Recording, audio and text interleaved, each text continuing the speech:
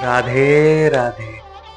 आज हम बात करेंगे बरसाने के महान संत और श्री जी की प्यारी सखी गुलाब सखी के बारे में। कैसे एक मुस्लिम भक्त जिनका नाम गुलाब खान था, वो गुलाब सखी बने।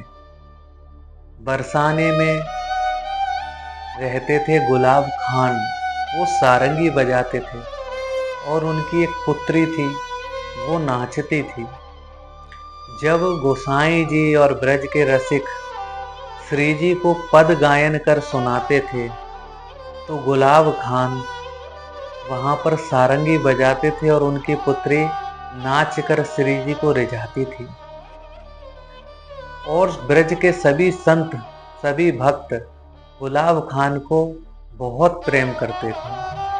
समय के साथ गुलाब खान की बेटी बड़ी हुई, क्योंकि उनके पास धन की कमी थी, इसलिए गोसाई जी ने, ब्रज के संतों ने धन एकत्रित कर उनकी बेटी के विवाह की तैयारी की और गुलाब खान को बताया कि गुलाब खान, अपनी बेटी का विवाह करो, अब आपकी बेटी बड़ी हो गई है। बेटी के विवाह की बात सुनकर गुलाब खान रोने लगे और उदास हो गए। बोले, गोसाई जी, मेरी राधा के अलावा कोई नहीं है, अगर इसका भी विवाह कर दूंगा तो मैं जी नहीं पाऊंगा।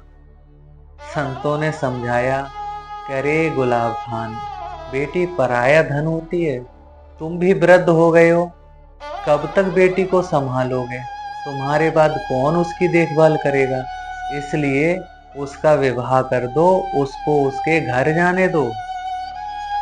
संतों के कहने पर विवाह तो कर दिया, परंतु अब गुलाब खान बेटी के वियोग में दिन प्रतिदिन दुखी होने लगे।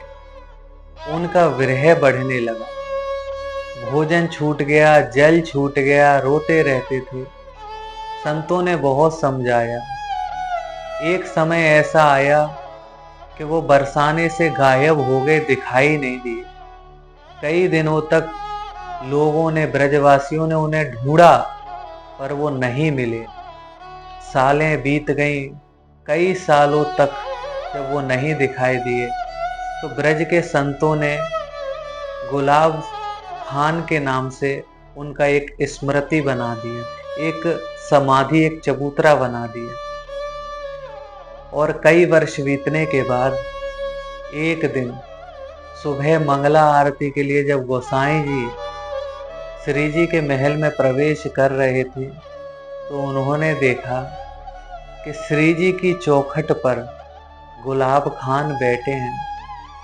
बड़ा दिव्य तेज है गुलाब खान के शरीर में और चेहरे पे अनोखी प्रसन्नता है। गुलाब खान ने गोसाई जी को दंडवत प्रणाम किया। गोसाई जी चौंक गए, बोले, अरे गुलाब खान, तुम? हमने तुम्हें कहां कहां नहीं ढूंढा, कहां गए? बेटी के विवाह के बाद तुम अचानक कहां गायब हो गए? कि अरे गोसाई जी, बेटी के विवाह के बाद मैं बहुत दुखी, बहुत अकेला हो गया था। हर वक्त रोता रहता था, भूखा प्यासा। एक दिन मैं यहीं श्री जी की सीढ़ियों पर बैठकर रात में रो रहा था।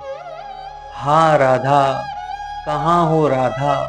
आ जाओ राधा, मैं तुम्हारे बिना जी नहीं सकता राधा। हे राधा। जब मैं अपनी पुत्री राधा को याद करके रो रहा था गोसाई जी, उसी वक्त छोटी सी लाली मेरे पास आई और उसका रूप बिल्कुल मेरी लाली के जैसा था। मेरे सर पर हाथ रखकर कहती है, बाबा, आज सारंगी ना बजाओगे? मोहे नाचनो है बाबा, आज अपनी राधा को नचाओगे नहीं? उसकी ये मधुर वाणी सुनकर मैं रो पड़ा और मैं सारंगी बजाने लगा। मेरी पुत्री आई है, इस प्रसन्नता में मैं प्रसन्न होकर सारंगी बजाने लगा। मेरी पुत्री राधा नाचते नाचते श्री जी के महल में आ गई और मैं भी सारंगी बजाते हुए उसके पास उसके साथ महल में आ गया। मैंने देखा महल में आकर मेरी पुत्री तो नहीं है, पर साक्षात किशोरी जी गोविंद के साथ अष्ट सखियों के साथ सिंहासन पे विराजमान है और सखियां उनकी सेवा कर रही हैं। और श्री जी ने मुझसे प्रसन्न होकर अपनी चरणों की कृपा मुझ पर की। श्री जी ने मुझे अपनी सखी बना लिया और अब मैं श्री जी की सखियों की सेवा करता हूँ, श्री जी की सेवा करता हूँ।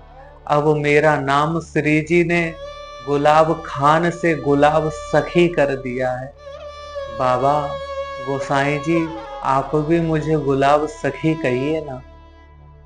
इतना कहकर वो अंतर ध्यान हो गए और इस तरह से गुलाब खान नाम के एक मुस्लिम व्यक्ति को, मुस्लिम भक्त को श्री जी ने अपने निज महल में प्रवेश दिया और उनका नाम गुलाब खान से गुलाब सखी कर दिया। प्यारे, जब श्री जी उन पर कृपा कर सकती हैं तो आप पर क्यों नहीं, हम पर क्यों नहीं। बस कमी है तो हमारे प्रेम में कि हम अपने आप को इस लायक नहीं बनाते। संसार को रिझाने में तो हम लगे हैं, पर श्री जी को रिझाना भूल गए। प्यारे, जिस दिन हम संसार को भूलकर श्री जी को, गोविंद को रिझाएंगे, उनको पुकारेंगे, उस दिन श्री जी हम पर भी कृपा जरूर करेंगे। तो हो सके तो प्यारे, जब भी बरसाना जाओ तो श्री जी से बस एक ही प्रार्थना करना कि श्री जी हमें भी अपने चरणों की छांव में बसाओ। राधे राधे।